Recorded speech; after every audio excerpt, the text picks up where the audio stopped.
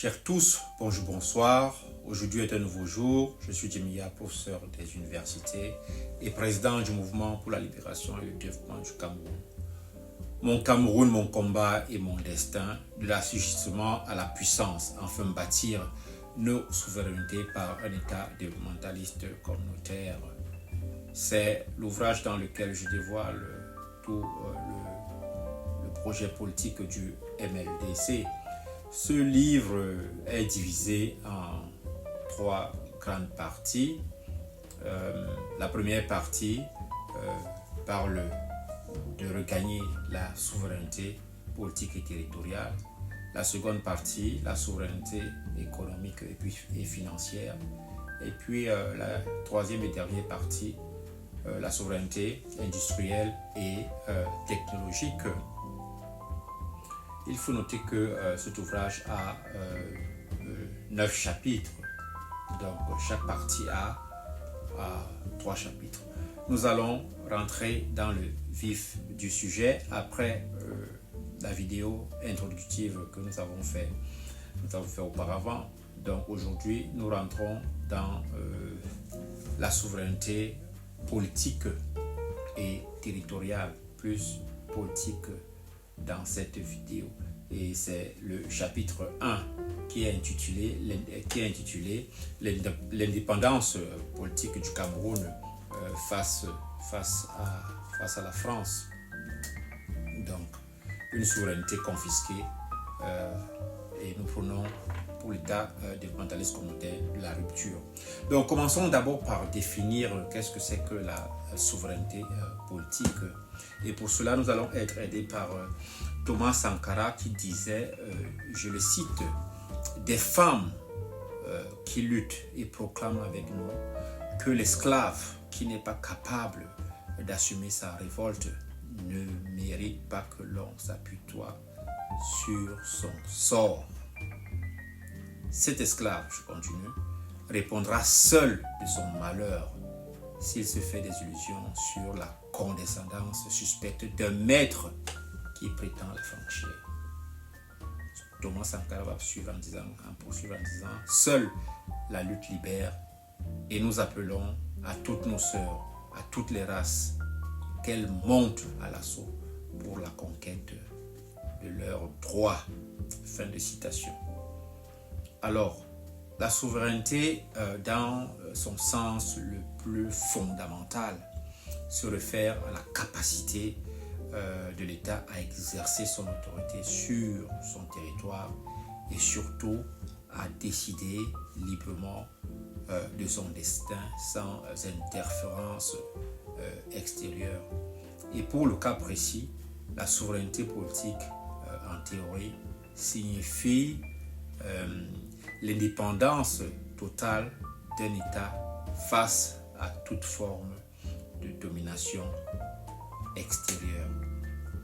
Donc, ceci étant dit, il est important de noter que depuis la cession du Cameroun à l'indépendance en 1960, le Cameroun reste marqué par une influence persistante de la France qui se traduit par une dépendance économique, monétaire, militaire, politique. Donc, la rupture avec la politique française n'est pas seulement une question de souveraineté pour la construction de l'État développementaliste communautaire, mais une nécessité stratégique pour assurer un développement autonome et surtout durable. C'est une nécessité. Donc, le chapitre 1, d'ailleurs c'est la première partie, analyse pourquoi est-ce que l'indépendance réelle par rapport à la France est impérative. Et dans ce chapitre, il y aura des stratégies de diversification des alliances internationales pour sortir de cette influence de la France qui est complètement néfaste face à notre avenir. Donc, l'indépendance politique du Cameroun face à la France est marquée par une souveraineté confisquée. Et nous prenons donc, comme je l'ai dit, la rupture. Revenons un peu dans l'histoire. Le 1er janvier 1960, le Cameroun est proclamé indépendant.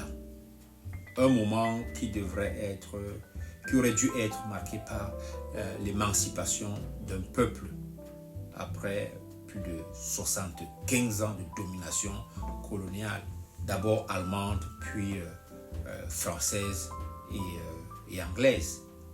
Mais cette indépendance fut, pour ma part, une grosse imposture historique, une illusion soigneusement orchestrée, une mise en scène de l'ancienne puissance coloniale pour pérenniser son emprise sous diverses formes et sous des formes plus sophistiquées et renouvelées.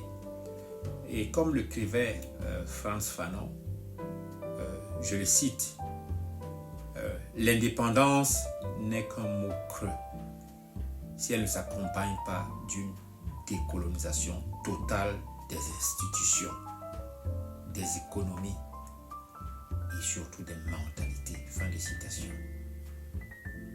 Il faut méditer un peu cela. Donc, vous constatez que le Cameroun est aujourd'hui encore l'otage d'un système de domination néocoloniale où des mots comme république, souveraineté et indépendance ne sont que des slogans destinés à tromper la population, à nous tromper, à tromper les masses. Donc, l'indépendance comme produit d'une guerre camouflée, parce que notre indépendance a été de longues luttes. C'était pour ma part le produit d'une guerre camouflée. Et contrairement au récit dominant, le Cameroun n'a pas accédé de façon pacifique à l'indépendance. Ça, c'est un mensonge. Le Cameroun est l'un des rares pays africains qui a vraiment eu un conflit armé pour accéder à l'indépendance. L'Union des populations du Cameroun, l'UPC, le parti historique, fondé en 1948, porta l'exigence d'une indépendance immédiate, sans condition, accompagnée de la réunification des deux Camerouns, donc britannique et français. Donc, son leader historique et charismatique, Ruben Omiobé, dénonçait déjà à la tribune de l'ONU les abus de l'administration française. Et en retour, qu'est-ce que la France a fait? Il fut abattu le 13 septembre 1958 par les troupes françaises. Son corps a été même interdit de sépulture. Vous comprenez la cruauté de cet acte-là. Donc 2 ans plus tard, son successeur Félix Moumié est empoisonné à Genève par les services secrets français. Donc on l'a suivi même dans l'Hexagone. Et quant à Hossein Diafana, il fut littéralement décapité en pleine brousse. Donc vous comprenez que cette terreur d'État orchestrée par la France, avec la complicité des autorités camerounaises de cette heure-là, visait à décapiter la résistance populaire. Donc, l'objectif n'était pas seulement de supprimer les individus, mais de briser une idéologie, celle de l'émancipation véritable.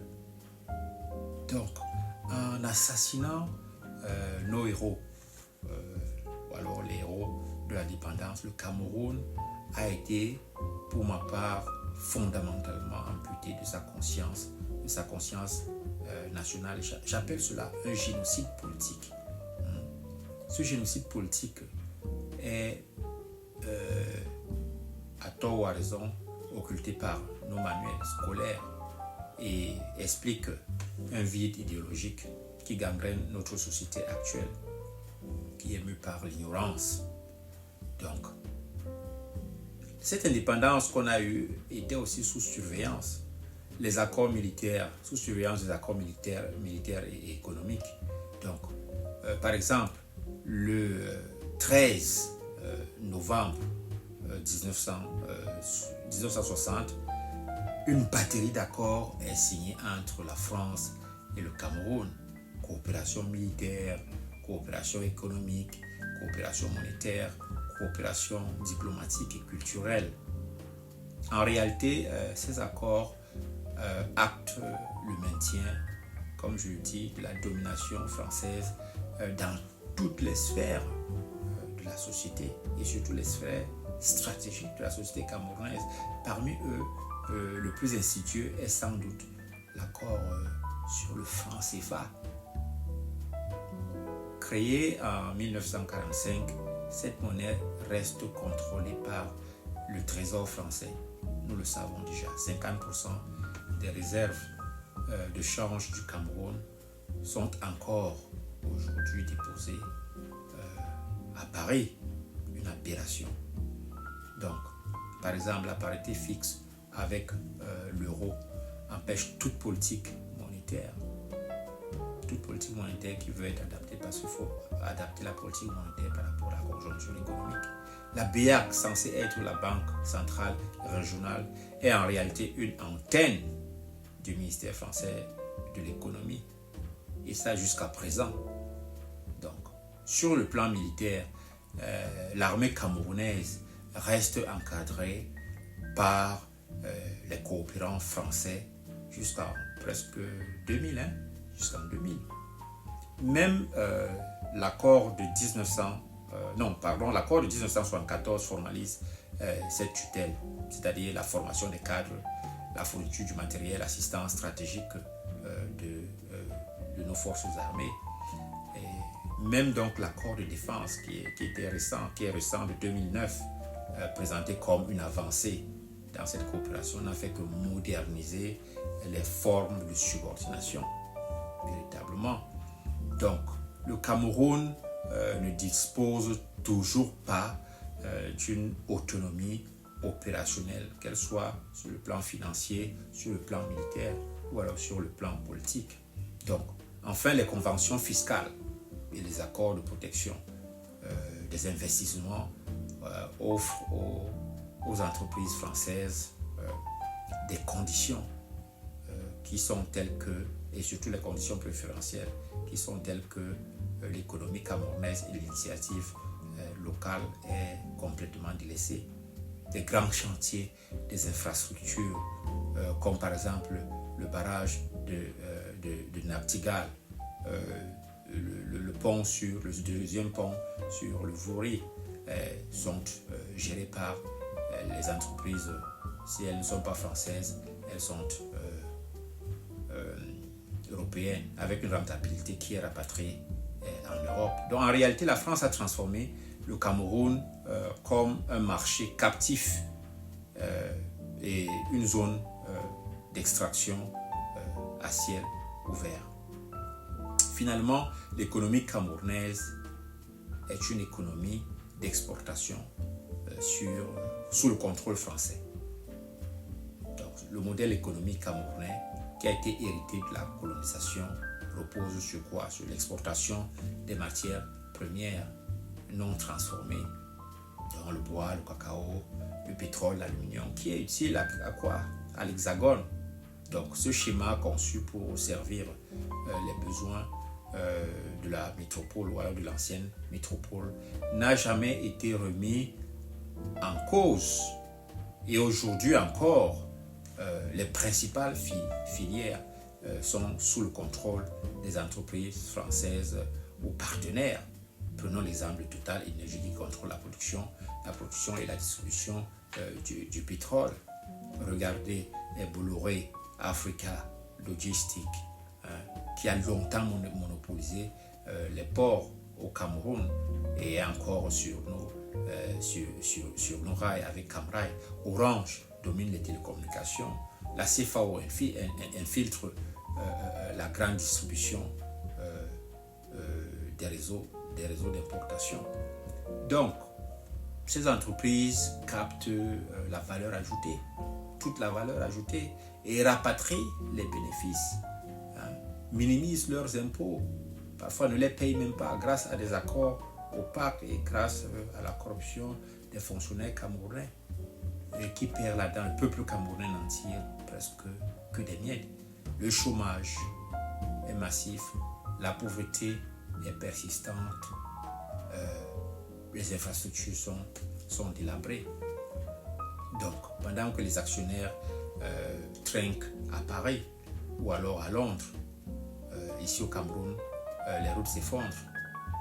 À Ngompem ou à Ngomzap, les hôpitaux manquent. Il n'y a pas de plateau technique. Les enseignants d'université sont payés comme des clochards. Donc, cela ne s'arrête pas là. Cette domination française est aussi, se reflète aussi sur notre administration, qui est confisquée, qui est calquée sur le modèle français. L'État camerounais post-indépendance a été conçu comme une réplique miniature du modèle jacobin français. Le président concentre tous les pouvoirs. Il nomme les gouverneurs, il contrôle la justice, il oriente le budget, arbitre les marchés publics. Il nomme jusqu'au petit directeur, par exemple, au ministère de l'enseignement supérieur. Cette présidentialisation extrême aggravée sous Paul Biya depuis 1982 fait du Cameroun ce que j'appelle une monarchie élective. Le Parlement n'est qu'une chambre d'enregistrement, donc une chambre de résonance, de consonance. La société civile est marginalisée. Les partis politiques d'opposition sont soit cooptés, soit muselés, soit dissous. Le système éducatif forme des fonctionnaires, pas des entrepreneurs. L'administration fonctionne en français dans un pays où nous avons plus de 250 langues, mais nous parlons le français pour communiquer entre nous. Donc, le mépris des cultures locales est complètement total. Donc, même les élites préfèrent envoyer leurs enfants en France, ou au Canada, ou à Londres, plutôt que de bâtir des institutions d'excellence au Cameroun. Ne parlons pas du système de la santé où les hauts fonctionnaires vont se soigner ailleurs. Donc ce mimétisme institutionnel a un coût. Il bloque toute innovation démocratique, tout développement, toute participation communautaire. Et il coupe l'État de ses racines populaires. Donc, le résultat est quoi? Le résultat est que le Cameroun est gouverné par une élite corrompue, coupée du réel, plus soucieuse de plaire à Paris que de rendre compte à ses citoyens. Donc, il est donc important pour reconstruire le Cameroun de rompre avec cet état de choses. Et c'est là où l'état développementaliste communautaire rentre en jeu. Parce que l'état développementaliste communautaire va sortir le Cameroun de cet espace et exige une rupture radicale de l'ordre néocolonial.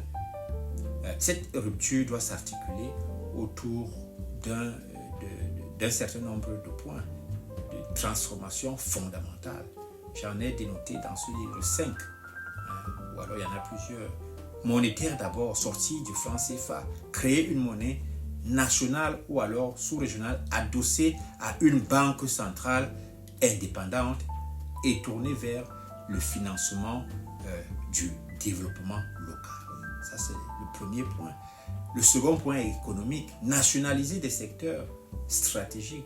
Le pétrole, par exemple. Les mines, par exemple. Les transports, par exemple. L'énergie. Donc, soutenir des PME camerounaises. Développer l'industrialisation endogène. Donc, le troisième point, il est institutionnel, qui est celui de refonder la Constitution par une assemblée constituante. Instaurer un véritable fédéralisme, on va en parler, un fédéralisme développementaliste communautaire qui va garantir la séparation des pouvoirs. Donc, le quatrième point, c'est surtout la diplomatie. Adopter une politique de non-alignement renforcée par des alliances sud-sud. Il y a la Chine, il y a le Brésil, il y a l'Afrique du Sud, il y a la Russie. Donc, bref, il y a les BRICS. Et jouer un rôle moteur au sein de la zone de libre-échange continentale africaine, l'Union africaine. Donc, le cinquième point, c'est la culture, valoriser les langues nationales, reformer le système éducatif pour promouvoir l'histoire et les savoirs endogènes. Donc, l'État développementaliste communautaire n'est pas un slogan, c'est une nécessité, c'est une stratégie de transformation non seulement systémique, mais aussi systématique. Il vise à ancrer l'État dans les réalités locales, tout en affirmant une vision souverainiste et solidaire. Il repose sur l'autonomie territoriale, politique, la mobilisation des ressources locales et la responsabilité, ou alors plutôt la responsabilisation des communautés. Donc, pour conclure cette première partie du premier chapitre, le Cameroun n'a jamais véritablement accédé à l'indépendance. Ça, nous le savons tous. Il est passé d'une colonisation directe à une domination indirecte, plus sophistiquée, parée des oripeaux de la souveraineté. Mais cette tromperie historique a coûté cher au Cameroun. Destruction du mouvement nationaliste, appauvrissement systématique de la population, perte des repères culturels, la confiscation de la démocratie. Il est donc temps, et c'est ce que je dis dans ce livre, de sortir de cette hypocrisie. Il est temps de sortir de cette hypocrisie. Il est temps de dire tout haut et fort que la France a failli à ses promesses. Et ça, ce n'est pas un vain mot. Il est temps de reconnaître que notre développement ne peut pas passer par la France, que nos dirigeants ont dans leur majorité trahi la cause de l'émancipation. Et surtout, il est temps de reconstruire. Il est temps de reconstruire. Non pas en ayant notre propre histoire, mais en la dépassant. Donc, le projet d'un État développementaliste communautaire n'est pas donc une utopie, c'est une exigence vitale, nationale, existentielle. Le peuple camerounais a déjà trop attendu. Il ne peut plus attendre, sinon il va se perdre. Le peuple camerounais veut vivre, il veut décider, il veut se développer, il veut créer, il veut rêver. Et il en a les capacités. Et ce sont ces capacités que nous décrivons dans ce livre. Il lui faut désormais des institutions, la volonté politique et le courage de rompre avec un système qui l'étouffe, le système français. Et pour terminer, comme disait Sankara, je l'ai dit au départ, l'esclave qui n'est pas capable d'assumer sa révolte ne mérite pas qu'on s'apitoie sur son sort. Je vous remercie.